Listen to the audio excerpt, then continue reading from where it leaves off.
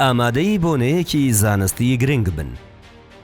37مین پێداچوونەوەی خێرای تاوەری تەندروستی سمارت دەربارەی سستی ماسوولکەی دڵ هارت فەیلەر. لەم بۆنەیەدا بە ئامادەبوونی کەسانی پسپۆڕ و شارەزا بە شێوەیەکی چڕوورد لە دوو پانێڵدا تیشک دەخەینە سەر چەند بابەتێکی گرنگ. لە پانێڵی یەکەمدا تیشک دەخرێتە سەر بنەما سەرەکیەکانی ناسینەوەی سستی ماسوولکەی دڵ و شێوازە نوێیەکانی دەستنیشانکردن.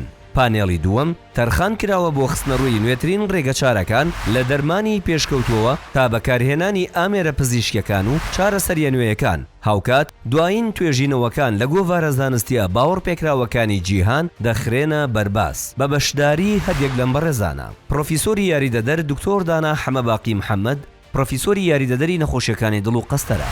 دکتۆر کاوا وسوو حەسەن پزیشکی ڕاوێژکاری نەخۆشیەکانی دڵ و قەستەرە. دکتۆر دارا محەممەد محێدین پزیشکی پسپۆڕی نەخۆشیەکانی دڵ و قەستەرە. دکتۆر فەرمان عەبدوڵڵا پزیشکی پسپۆڕی نەخۆشیەکانی دڵ و قەستەرە.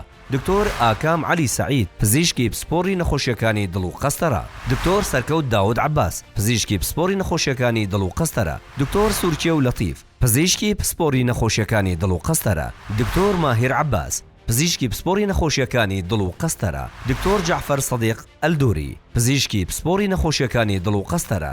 دکتۆر حسێن موراد پزیشکی پسپۆڕی نەخۆشیەکانی دڵ و قەستەرە. دکتۆر شێرزاد واحد محمود پزیشکی پسپۆڕی خۆراکی کلینیکی و قەڵەوی. دکتۆر بنار سەردار سەیدا پسپۆڕی وردی نەخۆشیەکانی گورچیلە. دکتۆر فەرمان جەعفەر ئەحمەد پزیشکی پسپۆڕی نەخۆشیەکانی دڵ و قەستەرە. بەشداریکردن بێبەرامبەرە لە ڕێکەوتی 20/11/2025 ڕۆژی پێنجشەممە کاتژمێر 8 سەر لە بەیانی لە هۆڵی کۆنفرانسی تاوەری تەندروستی سمارت ناو تۆمارکردن لە ڕێگەی ئەمرینکەوە دەبێت.